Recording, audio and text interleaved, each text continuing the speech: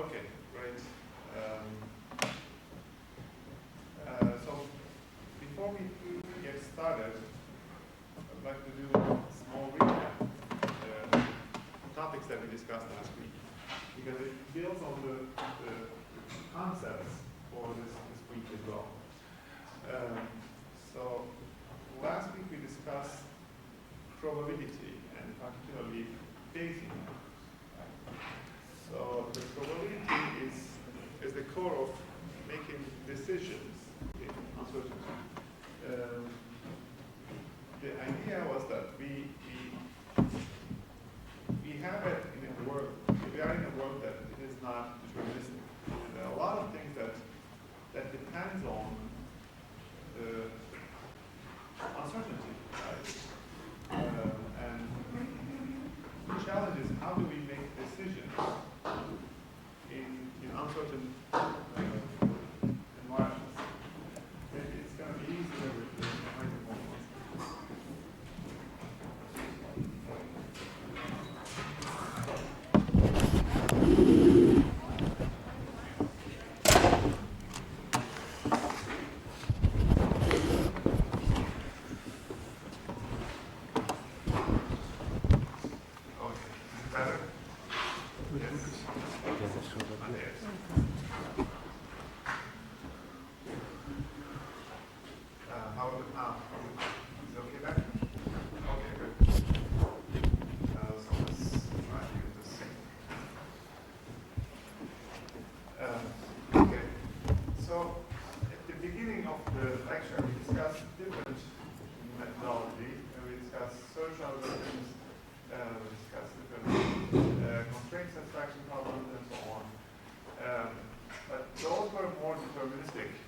Meaning that we have seen all happen.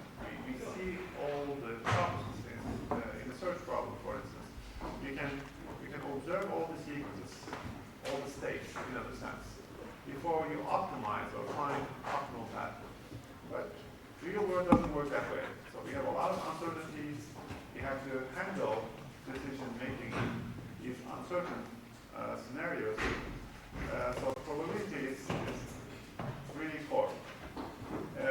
And we discussed different terminologies or concepts from the probability Bayesian network. One of the core topics or concept was conditional probability. So what is conditional probability? Does that remember? How is it different than normal probability? Yes? It was based upon a certain specific condition set that it changes. Repeats you said with the weather, if it's raining, if it's sunny, if it's a chance of rain, then this voltage changes depending on Yeah. certain specific weather that will something be true then. Yeah, so we know that the probability may be affected by some certain conditions, right? So we also gave an example of driving and having an accident while you're driving normally or while you're driving intoxicated by alcohol, right? They're not supposed to be the same, right? They should be different because there's a factor, a condition that we know that actually has taken place. For instance, the probability of accident. This is a general case of accident, but is this going to be? Is it going to be the same as probability, given that you were using your cell phone? Normally, it should be a factor that changes your ability to drive, right? So that condition should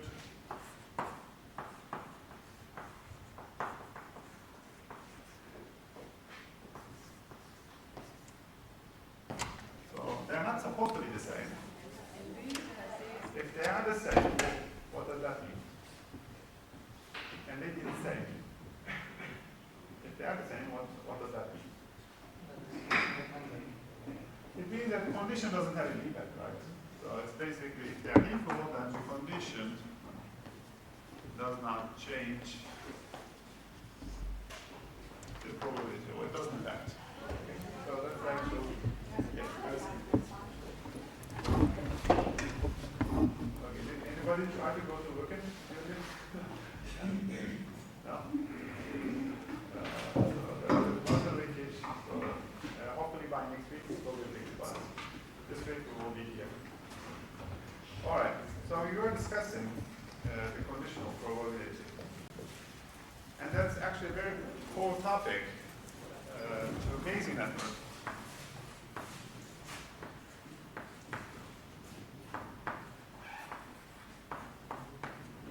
So what is the Bayesian rule, or what does Bayes tell you? And it's such an important rule. So how do we calculate conditional probability of A given the condition of C? So we know that C is happening. What is the probability of A? How can we calculate this? And Bayes came up with a very simple formulation. And apparently made him very famous. What is it? What did he say? What is it? I just want to say the formula itself. It's the probability of A given C times given together. C minus A. Yes. Yeah. Times probability of A divided by the probability of B. So this is the Bayesian. So it means that if I'm trying to find a conditional probability of A given C, I can calculate it by finding the probability of C given A times probability of A divided by the probability of C. And that would give us the result. Or in other way, this could be just same, right? These are the same. So A comma C, their joint probability, or we can just write it like a Venn diagram intersection. What does that mean? What is that equal to? Define what is this? We can, right? We can just use the formula. This part will be enough to multiplication. This is called product rule. So there is C times product of A given C, right? So this is exactly the same. Yeah. That's how this is the product rule. And we could also extend this to the chain rule. What's the chain rule? So simply probability of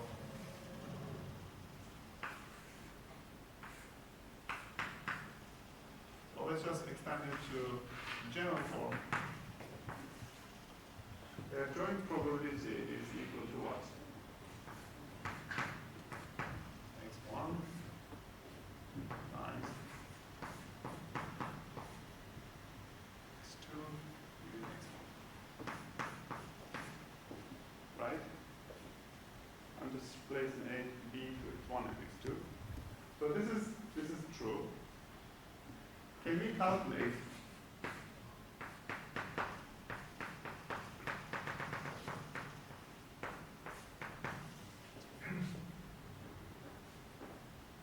for a very large number?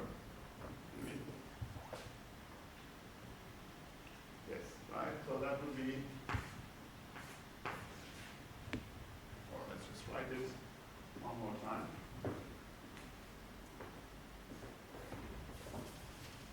So we could write this as probability of x1 times probability of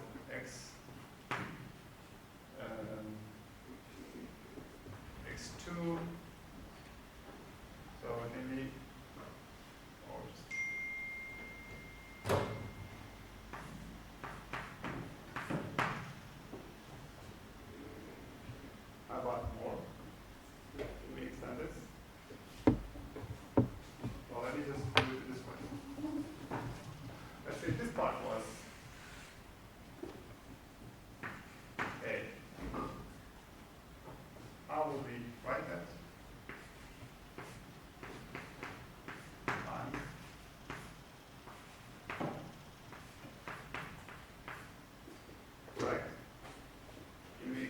part, this would be actually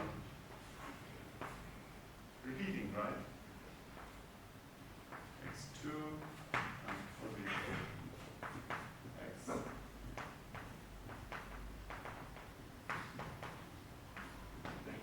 We can just extend this, right? So simply this becomes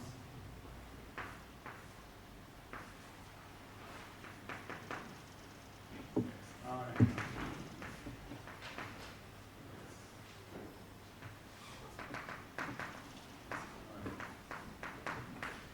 So this becomes like a product rule, right? This is called chain rule.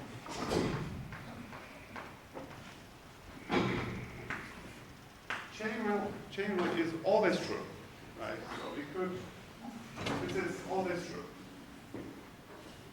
But that's computationally heavy, right? We have calculated all these probabilities. And Bayesian network simplified this. So instead of applying all this chain rule, all the probability multiplication function probabilities, it had a very smart idea that simplified its formulation to very efficient calculation. And that was based on the concept called conditional independence. Anybody remember what's conditional independence? Go ahead, Bob. No, just a quick question. You might have mentioned it, but was like the sign on the board that was like pi? It's the multiplication. It's like pi, yes. Any pi, that is multiplication. So you can use, so this is summation symbol mathematically. This is multiply. So what is conditional independence? And that's actually the core of Bayesian networks, or the core computational advantage of these networks. And we will use that idea today as well, and that's very important to remember these mathematical concepts. Okay, let me give an example. Assume that today is a beautiful day, it's a sunny day, but it could be raining. Most of the year it's raining. And then you may notice that I bring umbrella to the classroom. And some days you see there's a heavy traffic here, which may be due to rain or not, right? And just because I bring an umbrella doesn't mean there will be traffic, right? But traffic may occur due to rain. If it's heavy rain, people will drive slowly, so there might be traffic. And if it's rain, I might also bring umbrella, although I may bring it for fun. So it's not always the case that it depends on the rain, but it may be most of the time, right? But does that mean that traffic depends on my umbrella? Just because I bring an umbrella, there will be traffic? No, right? Or just because there's a traffic, I need to bring an umbrella. That's irrelevant? No. But all these two decisions will depend if there was a rain or not, right?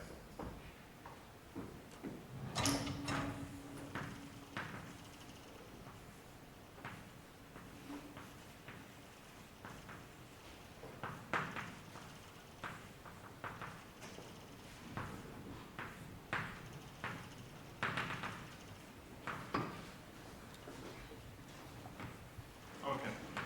So me bringing umbrella depends on the rain, or is affected by the rain, or having traffic also depends on the rain, but they are conditionally independent of each other. So just because I bring umbrella, there won't be traffic, or vice versa. Just because there is traffic, I won't bring umbrella, right? So these are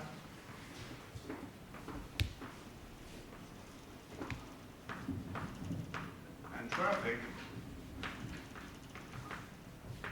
conditionally independent on given ray. Okay? So conditional independence is very core idea. So what is so interesting is that if I have conditional independence,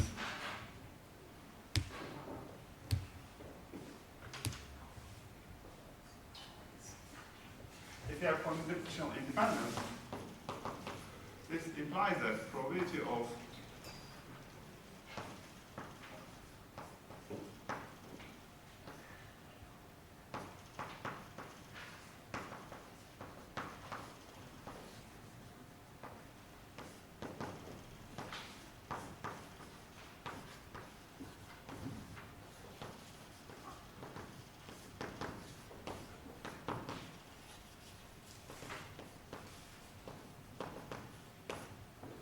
this is exactly what conditional independence means.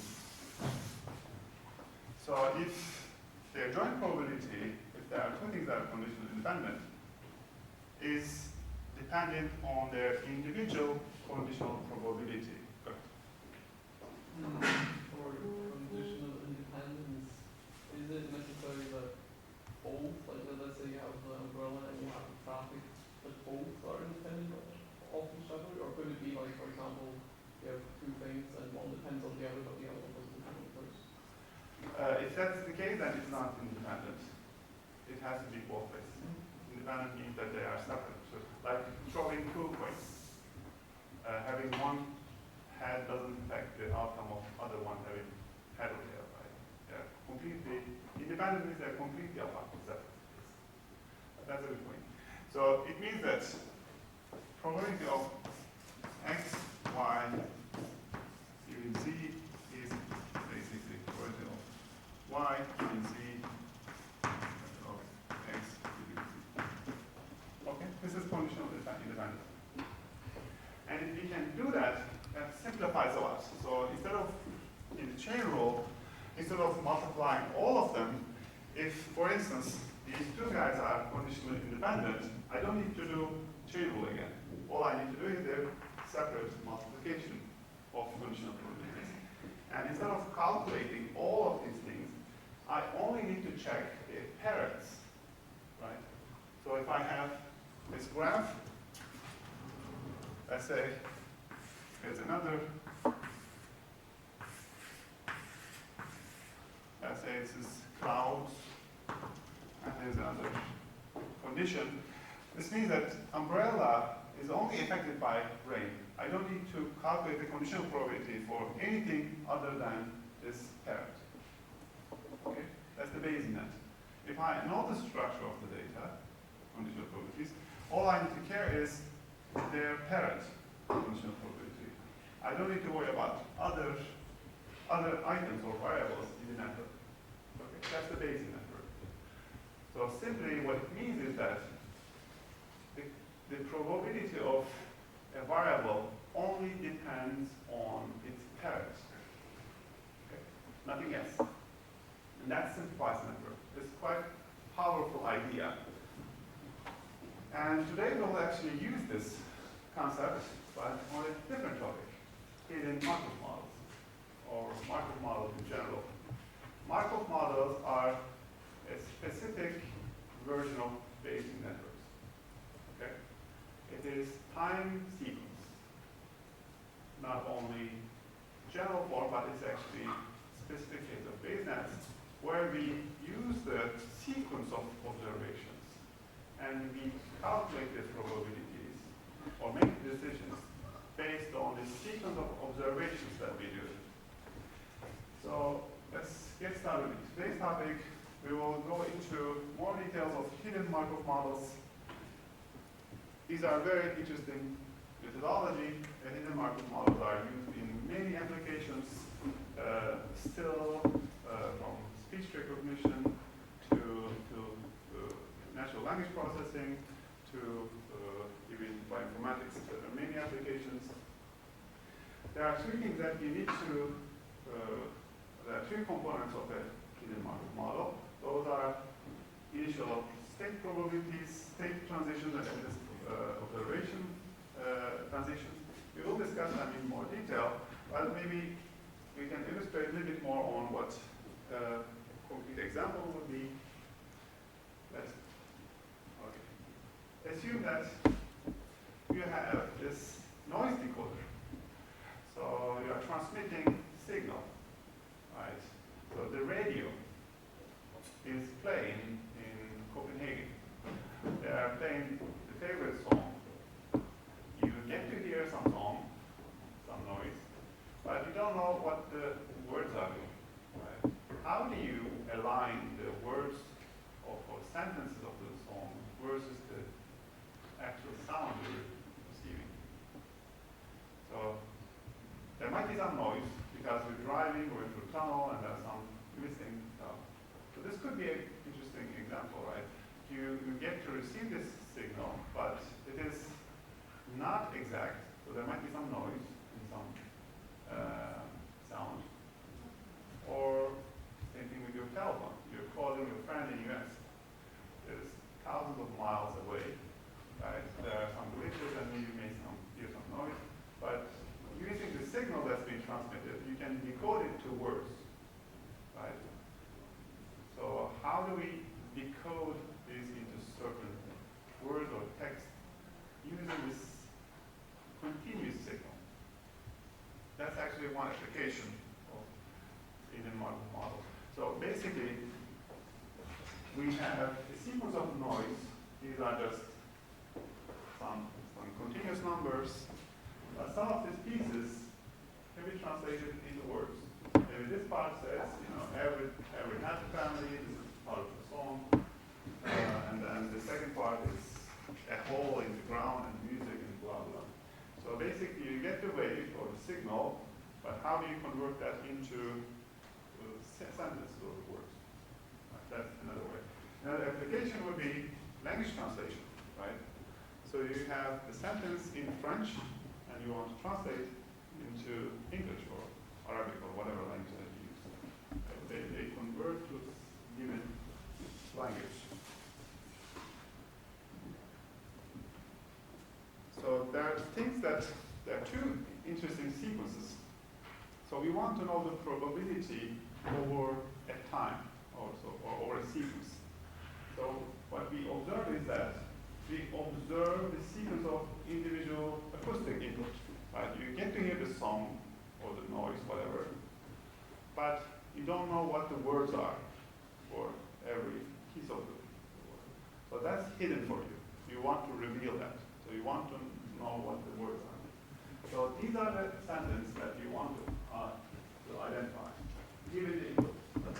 So we observe the states, but we don't know what the states are. The states are hidden, or the words are hidden for us, and we want to identify. So the goal is that we want to find for all these, we observe these observations, so we want to find the argument that's returning to what is the most likely word sequence or sequence of words given that we hear the observation. So we want to find out what's the probability of having every day blah blah within the sequence of the sound. Or what does that mean? What's the most likely wording given this observation? In other sense, so I'm hearing, this is my input signal,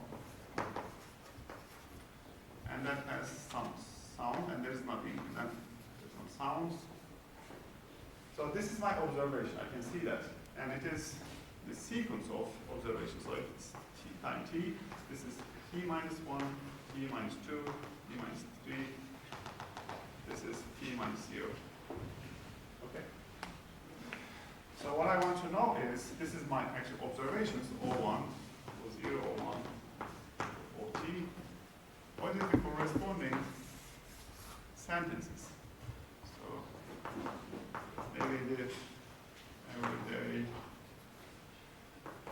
I enjoy the weather. So maybe this is the sentences of the song. So how do you convert? You don't know this, but what is the most likely sentences out of this? That could be maybe a problem that you try to find. of things that we want to know. And Markov chains or Markov models are actually also finite state automatons that are weighted. Finite state automaton or finite state machine is basically as you can formalize a computer as a finite state machine, which means that a computer can be in one state, or the device can be in only one state. Let's say traffic light. This is a traffic light. So this is red, yellow, and green. So, and sometimes they can be both, right? Red, green, red, yellow. So this is red. You stop. And sometimes it switches between red to yellow. You can see both of them.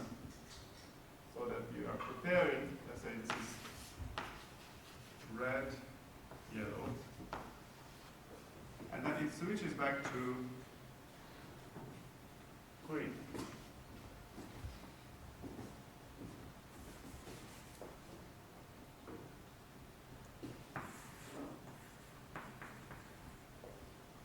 And then from green, then it becomes only yellow. It doesn't go to. Then it goes back to red. And you continuously do this over many times. So the traffic light, it can be only in one of these states, right? It cannot be at the same time both red and green, right? Or it cannot be red and yellow at the same time, unless it's here. It's only one place. It cannot be both places, but it can be on this one. Or it can be on yellow, but nothing else. And that's actually applicable to Markov models as well. It means that in a given state, you can only be at one position. So the device or the computer or the robot or the signal, whatever you're modeling, can be only in one place in a given state. So it cannot be multiple states. That's basically what it is. And the transition probabilities can change, but that's actually not that important. So let's make it a little bit more complete. Assume that we are trying to model the weather using Markov chains. So today it may start, let's say it can be sunny day, cloudy day, or rainy day, or snowy day. And each of them may have different probabilities. If you are living in a northern country, the probability of having rain or snow may be more than hot days or sunny days. But also probability from changing from hot day to, let's say, cold day or warm day, they make it also different, right? If it is cold, it's usually more cold a couple of days, then it becomes warm. Same thing with if it's warm, it's usually more likely to be warm again, and so on. So these transitions, these edges are the transition probabilities. Okay. So it means that what is the probability that the first day it becomes cold? This is the probability representing that. This is the probability the first day becomes hot. This is the probability the first day becoming warm. And then these are transition probability. What is the probability that it is hot today, but it's also going to be hot tomorrow? This is self-transition. And this is the probability of being from transition from hot day to cold day. This is the probability representing that. And this is probability transitioning from cold day to warm day and so on. So this is just a graphical representation. But you could also do this. This is start date. And first day is hot, then cold, and then can be also cold. So you could also model it this way. So it's just one representation.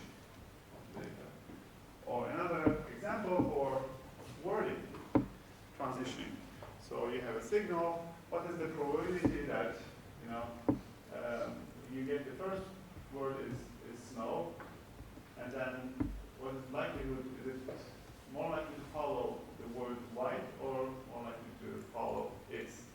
So you could model this on language as well. So if, for instance, this was one of the common methodology before transformers and ChatGPT and AI. You could count the probability of a given sentence being followed by this word. So let's say you start with I love, and what's the probability that the next word will follow these two words? Maybe you calculate the probabilities given the corpus, and then let's say it's a machine. And then what's the probability that you have this conditional probability, I love machine, and the next one, next token being learning, right? You calculate these. So you could actually calculate these conditional probabilities over language as well. Okay, so Markov models are simple, and they can use basically the states and state transitions. It changes from one state to another state, and you calculate all these probabilities. It's quite straightforward because, you know, these transition probabilities, let me go back. So these are the transition probabilities. You are given by the model this matrix of probabilities. All transition matrix. These A values, transition probabilities are given in the model. So you just need to calculate the total probability of the change. Basically, each of these are probabilities.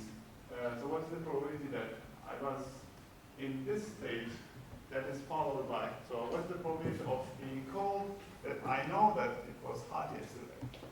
And there's also a transition probability here that we calculate. Well, these are given, so more like formulation of the problem. But Markov chains have really interesting assumption. It says that the Markov chain says that this assumption, to calculate the probability of next day or next item or next step, I don't need to calculate anything before that. So let's say, so if I want to know what's the probability of that next day being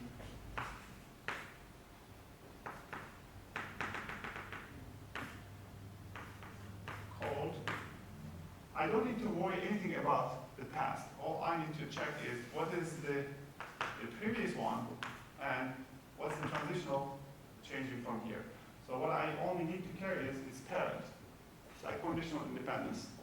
So it means that anything prior is not that important. As long as I know what was the day before, I can predict the weather tomorrow. So you can think of it like this. So if you know the weather today, you can predict the weather tomorrow. You don't need to know anything about how was the weather 10 days ago, right? So it doesn't affect the weather tomorrow.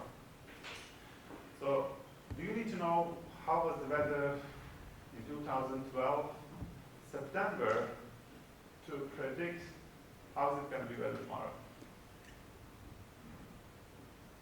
Probably not, right?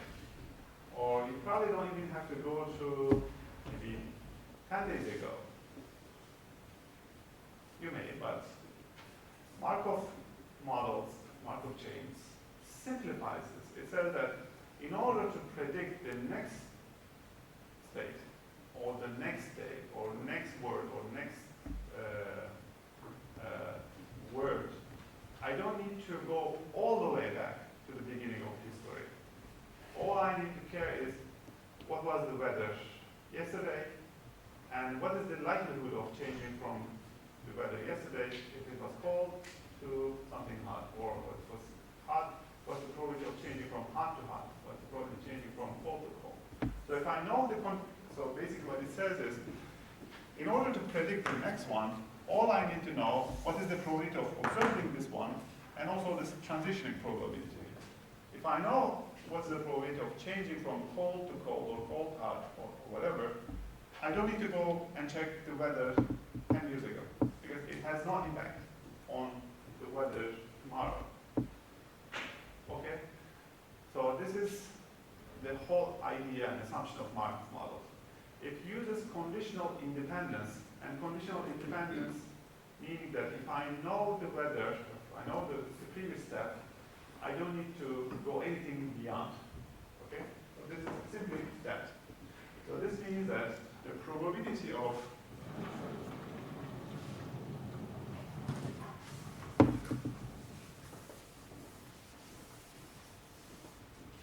so Markov assumption is that probability of Qi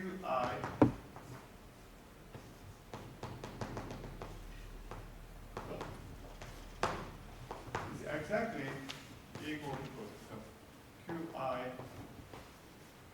minus 1. Okay?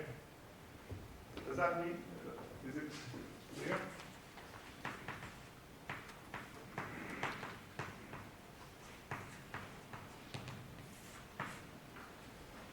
So it simplifies this chain rule because we don't have to go all the way back to the story. We only are, as long as we know the parent meaning the day before, or the sequence day before the current state, I don't need to go back anything further.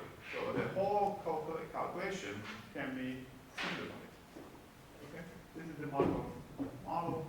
And this is the first order Markov model, but sometimes it is important to have multiple orders of Markov model.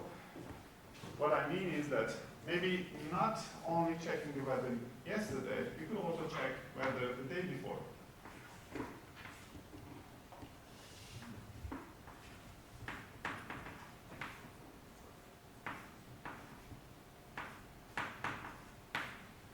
So this is usually the case. Maybe checking the 2 days or last 3 days is better than only checking 1 day. Okay, you can increment this maybe a couple more to improve the accuracy. But that's still true for Markov chain. So we could go back to a few steps rather than whole historic of the sequence. Okay, this is the And we are checking what was the probability of our parent given something else. yes. Okay. So our parent is also dependent on the previous parent. So maybe just going 1 or 2 order rather than 1 order. Like checking yesterday and the day before. If you check, Are there independent of our parent? yes, yes. So we are basically, this depends on that one, and that depends on the previous one. Okay. So checking multiple steps, so that's also possible. So typically, if you want more accuracy, you may want to go a few days, or a few sentences, or a few states before. So let me give you an example. You are a robot.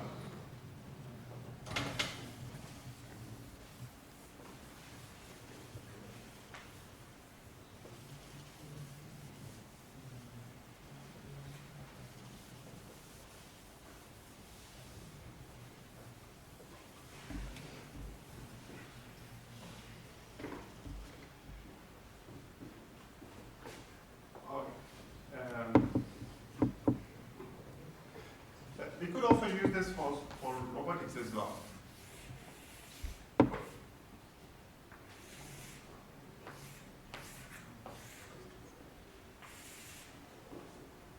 There are different rooms your robot can be.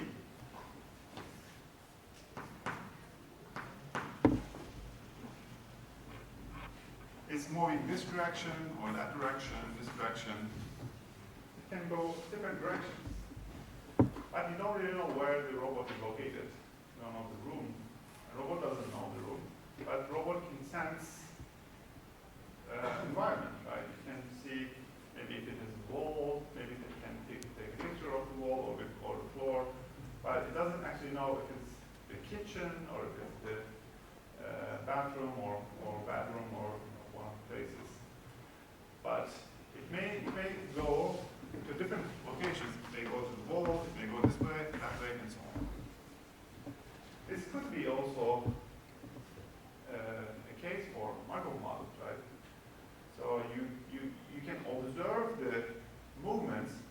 already know which room or which area you're in. As you move towards different places, you can observe what environment, but to actually to understand where your location is, it may be not that easy. Or let's say Mars rover, you send the rover and suddenly it is disconnected, or you send it to the moon. So it is somewhere on the moon. So you can sense what's on the ground, but you don't really know which part of it, because there's no navigation, no Google Maps or stuff. How do you know where the robot is located? There's no really communication. It can find the path, but it's going the right way or wrong way and so on. So there are many applications of hidden Markov models. In simplest terms, when we have, let me show you this, in the Markov models, you're given a Markov chain. So we could represent this as a probability as this pi represents the sequence of the states. So the first state is the first day being hot, then cold, and then warm. And these represent different probabilities. So apparently this place is a nice place. So 50% of the chance the weather is warm or hot, actually hot. And 30% it can be cold, 20% it can be warm. So this is just any random day. So you calculate for a given year what's the probability of having a hot day, warm day, and cold day.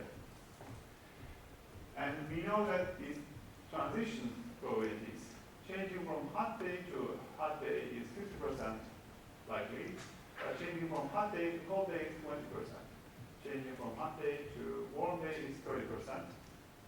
But the probabilities are different on changing from warm to warm is 60%, warm to hot 30%, warm to cold is 10%. From cold to warm it is 30%, cold to hot 20%, cold to cold is 50%. So these are just giving conditional probabilities. So assume that you just had a weather API and calculated for Sonabot what is the probability of having a hot day, what's the probability of a cold day, what's the probability of a warm day. So what if I'm interested in what is the probability of having 3 hot days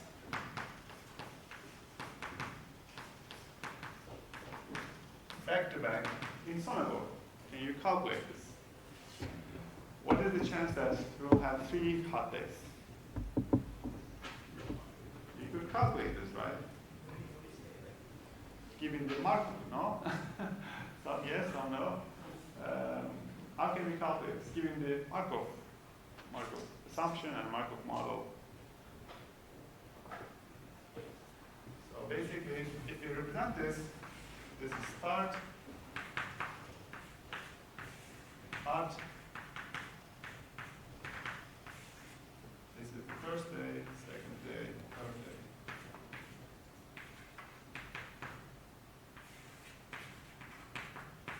And then. Big one.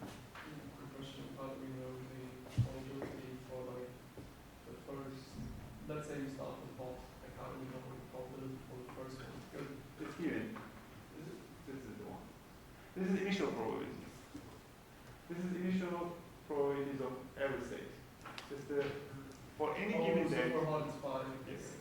So 50% chance for any given day. Let's say we have 360 days and we calculated what's the average day. And let's say 50% of the days are hot. 30% is cold, 20% warm. Okay, these are initial probabilities, these are given. These are transitional probabilities, and we can calculate this using simple Markov model. Let's calculate this together.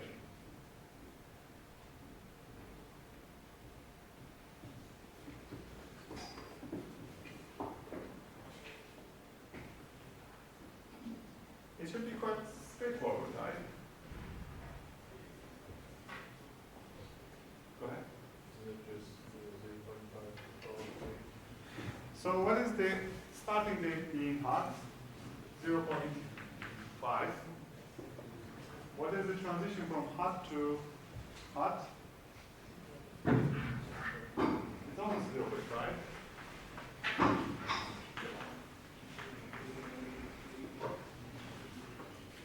So this would be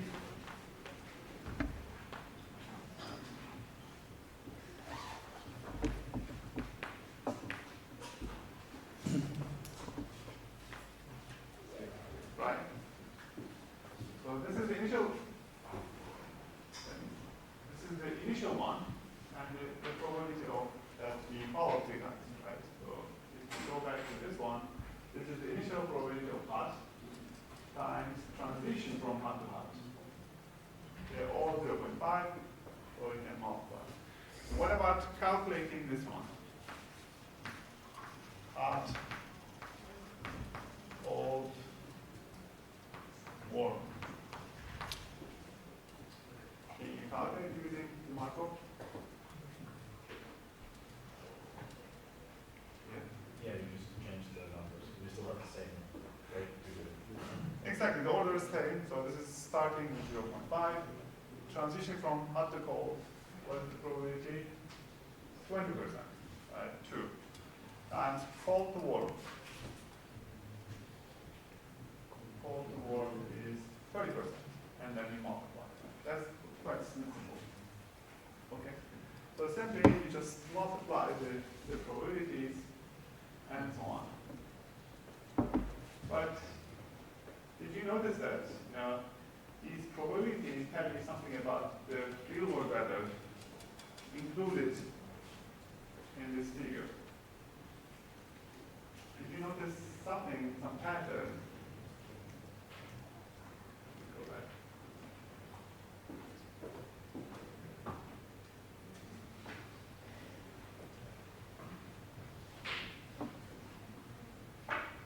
Anything interesting about this?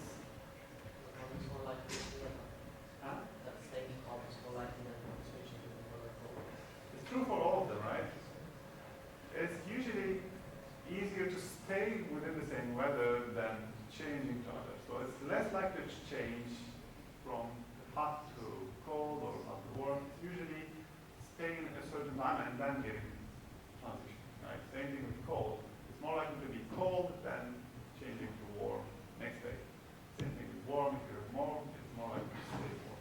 And that's actually true with the weather as well. So you get like hot days and then suddenly you have cold days, but the cold days you will stay a few more and then suddenly it becomes hot. So this is just observation, but not really that important from the domain perspective. But Markov stuff is very simple. But actually, it's not very realistic as well. What is more realistic is the hidden Markov model. Because sometimes we actually observe the sequences or what happens, but we may actually not observe what is the hidden state. Or so we may not observe the state. So the state might be hidden to us. As we discussed in the noise channel stuff, or even bioinformatics.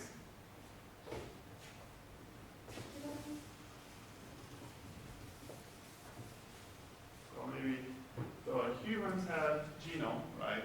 You have adenine, guanine, cytosine, and so on. These are the nucleotides, and they may follow each other. And then T, T, C, and you have trillions of them. And in a chromosome, you have trillions of nucleotides, but some piece of them are called genes. This is gene for your eye color, gene for your height or weight or whatever. There are many, some genes that, gene 1, gene 2, that encode your likelihood of getting cancer or whatever, all those properties. So we can observe these nucleotides, but can we know if we are here, is this beginning of this particular gene or another gene? Or is it some noise? I don't know. It may not be observable, right? That could also be an interesting similar example with the sound. I hear my friend on the telephone, but I don't know what he's saying. Is it saying, how are you? Or is it saying, you owe me money? I don't know. Right? It could be anything, right? Because there is some noise.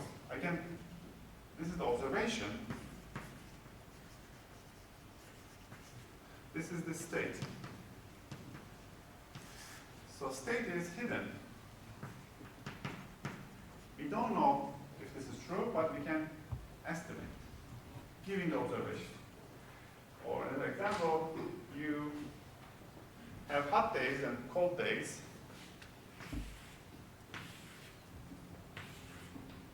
And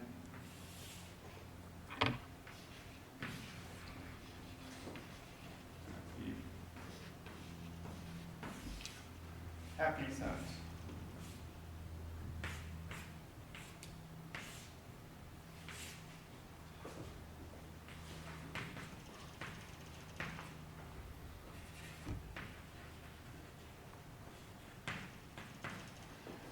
Okay. If it is hot day, you are more likely to be happy. There are some days you can be sad if it's cold and so on. So if I see some sequence of days,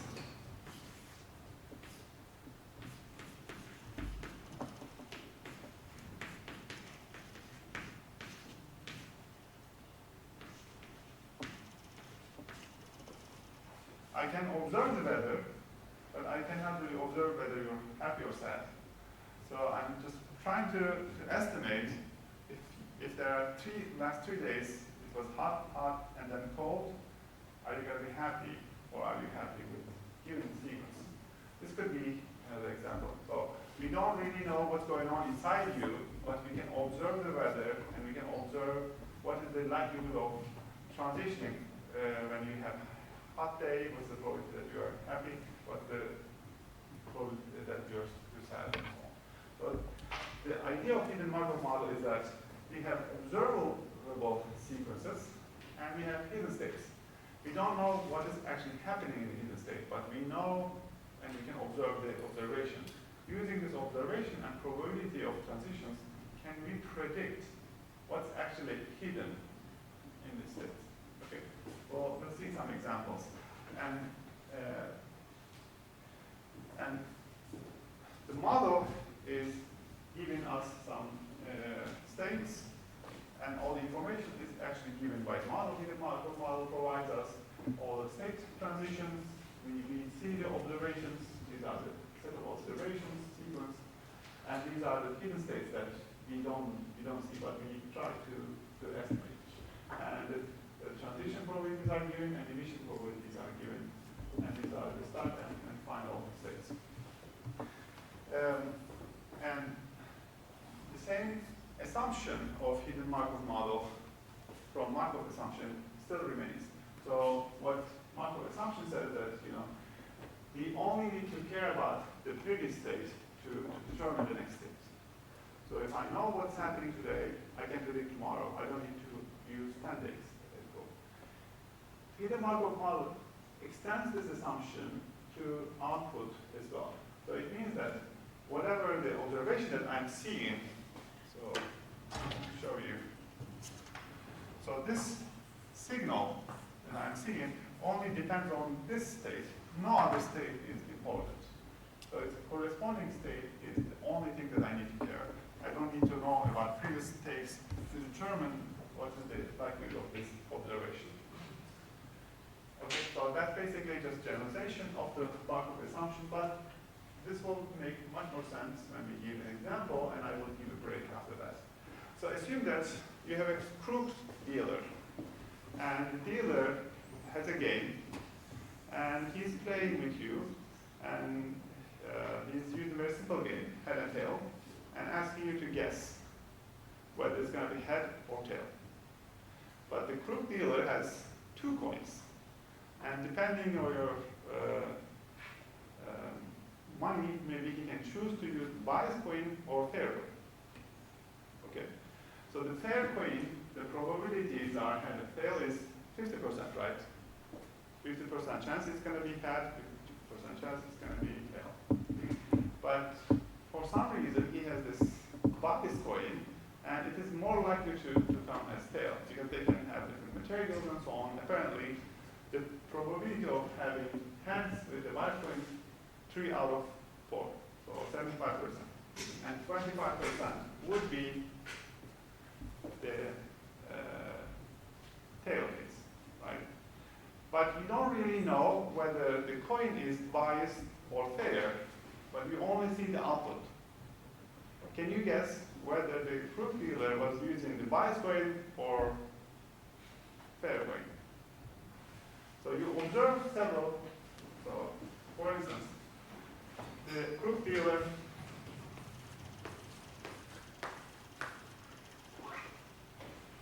throws the coin 10 times or 5 times. The first one is head, and then it is tail, and then head, and then head, and then tail. You can observe this, these are the observations, but you don't really know which coin was used. Because he's very quick, and he can change between them, you don't really observe. Those are the hidden coins. So what we want to know is whether this was fair coin or biased coin.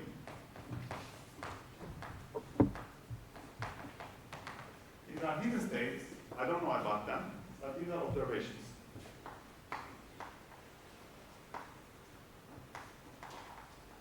And the thing is, the proof dealer can switch between them. So it may start with fair, and then change to bias, and then another fair, and then bias again. So there might be different changes over time. And our goal is to know what is the most likely path. So maybe we estimate that he started with the fair, then fair, then bias, and then follow. So that's the problem that we want to find out. So we want to identify fair by casino problem. Okay. So our condition probabilities, these are our observations, and we have 2 possibilities of the coins, and these are the sequences Q1, Q2, Q, and these are whether they are fair or biased, we don't know. These are hidden, and these are the probabilities of if it's fair coin, the probability of head is 50%, tail is 50%. If it's biased coin, probability of head is 3 out of 4, and tail is 1 out of 4. And we know that this is also given transition probability. The proof dealer tends to switch between the coins 1 out of 10 times. So the probability of switching between bias to fair, fair to bias is 10%. So 90% of the time he continues with the same coin, and then 10% he changes. Okay? So given this, you want to know how do we estimate these coins. Okay. Any questions before the break? Okay. So let's take a break.